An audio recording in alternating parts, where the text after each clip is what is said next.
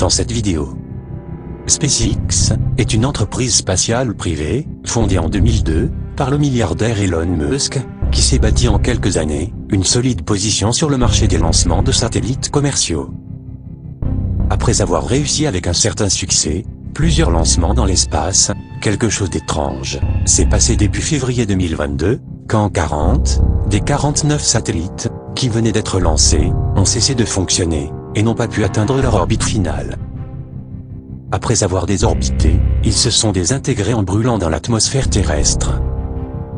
Les estimations suggèrent que chaque satellite a coûté environ 250 000 $ à SpaceX pour la construction et le lancement, ce qui signifie que cet incident pourrait lui coûter jusqu'à 10 millions de dollars de pertes.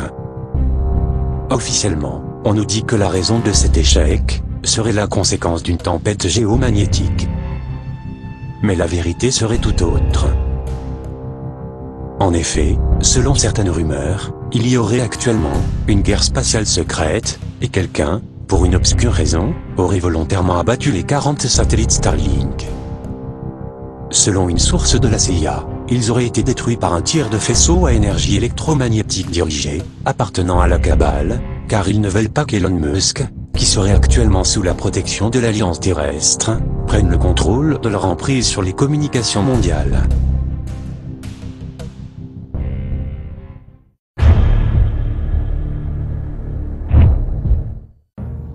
Bonjour. Le 8 février 2022, 40 des 49 satellites Starlink, lancés par SpaceX, la société d'Elon Musk, pour son système de communication spatiale, n'ont pas atteint leur orbite, et sont retournés s'écraser sur Terre, après avoir brûlé dans l'atmosphère. L'agence spatiale privée a rapidement déclaré qu'une tempête géomagnétique était à l'origine de cet échec, même si la tempête en question, qui a frappé la Terre pendant le déploiement des satellites, était relativement faible. En réalité, selon Toran Eregion, un représentant de la Fédération galactique des mondes, les satellites auraient été abattus par une faction de l'État profond, toujours active en Europe. Michael Salla considère que cette information de Toran, relayée par Elena Danaan, est fiable et digne d'être prise en compte. Tout d'abord, Elena est une ancienne archéologue professionnelle française, qui a travaillé en Égypte et en France pendant 20 ans. Elena a abandonné une carrière professionnelle respectée pour travailler sur des sujets liés à l'ésotérisme et aux extraterrestres, qui n'ont que peu de prestige parmi ses anciens collègues. Une motivation pure et l'intégrité sont des éléments vitaux pour obtenir des informations fiables, et Elena en fait preuve en abondance dans ses communications avec Toran.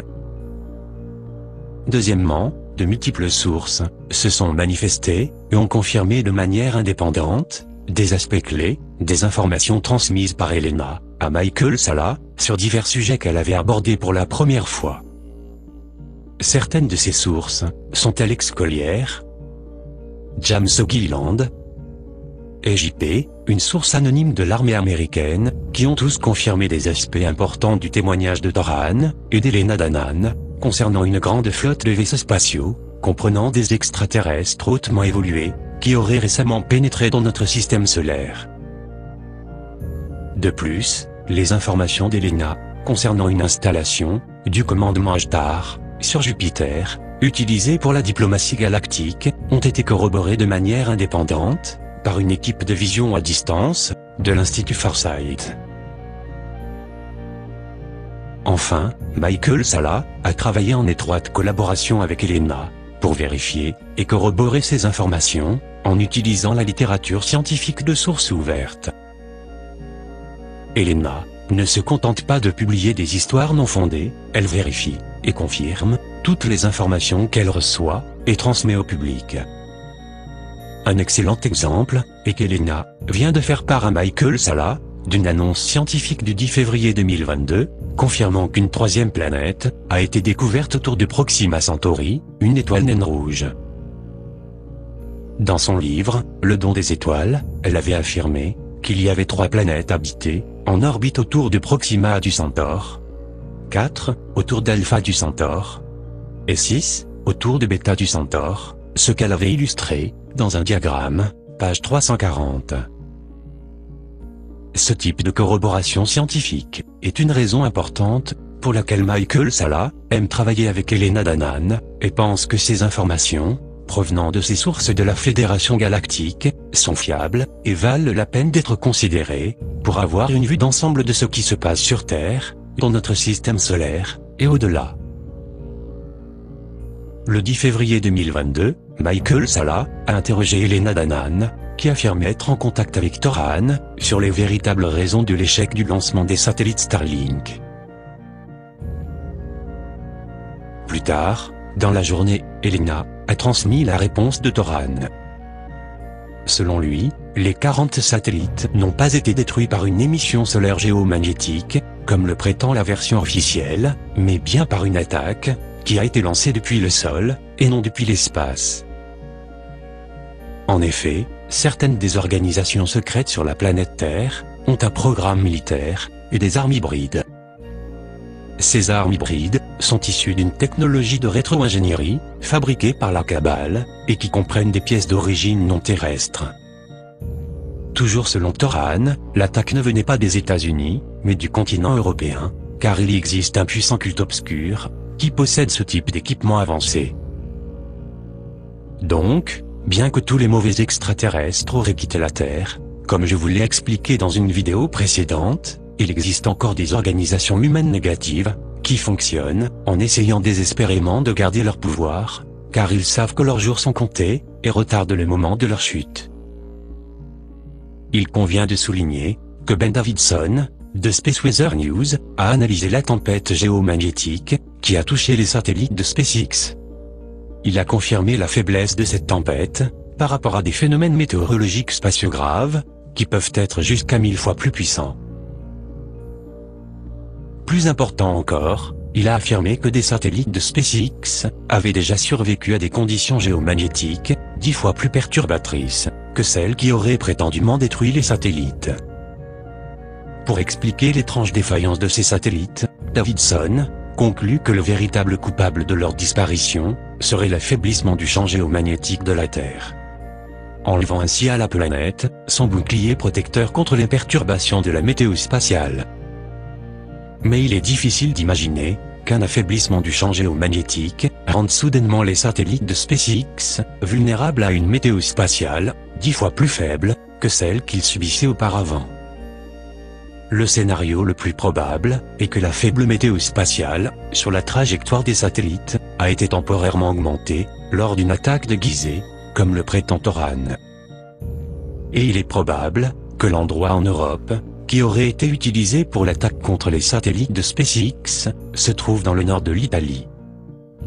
Cette région a longtemps été considérée comme un bastion de la noblesse noire et a été le lieu de naissance du fascisme italien dans les années 1920. Des chercheurs en sciences occultes, tels que Fritz Springmeier, ont évoqué, dans des ouvrages tels que « Les lignées Illuminati », la longue histoire et le pouvoir de la noblesse noire, qui remonte à l'Europe médiévale. Michael Salla suppose par ailleurs que le système d'armes hybrides et le programme militaire, qui aurait été utilisé dans cette attaque, étaient très probablement associés au même entrepreneur de défense aérospatiale, prétendument impliqué dans le détournement supposé des élections fédérales américaines de 2020, dans ce qui a été largement surnommé Italygate, et a conduit à de furieux efforts de démystification par des sources médiatiques grand public, telles que Reuters. L'entreprise privée Leonardo est une société italienne de satellites qui obtient des contrats de défense de la part d'organisations militaires du monde entier pour la construction de technologies aérospatiales avancées. Les informations de Toran suggèrent que la faible tempête géomagnétique qui a touché les satellites Starlink était, en réalité, une couverture pour utiliser une arme à énergie dirigée, qui a servi à augmenter la dangerosité des effets de la tempête, à proximité des satellites Starlink. Il s'agit de la même méthode, par laquelle les ouragans naturels sont exacerbés et redirigés, par des technologies de modification du temps, dont l'existence a été reconnue en 1997, par William Cohen, le secrétaire à la défense américaine, sous l'administration de Bill Clinton. Cela expliquerait donc pourquoi les ingénieurs et les scientifiques de SpaceX ont cru qu'une tempête géomagnétique était responsable de la disparition des satellites Starlink, puisque les technologies de modification du temps, de l'état profond, ne sont pas largement connues. Toran a également expliqué le rôle d'Elon Musk, et la raison pour laquelle ces satellites sont maintenant la cible d'une faction de l'état profond. Il a déclaré: écoutez, cela va être difficile à entendre pour certaines personnes. Mais Elon Musk est protégé par nous, tant qu'il respectera les accords de bonne conduite. Nous lui avons accordé une aide, pour développer des technologies plus avancées, pour un avenir meilleur sur la planète Terre. Mais les terriens, qui travaillent pour la cabale, font tout ce qu'ils peuvent pour l'arrêter.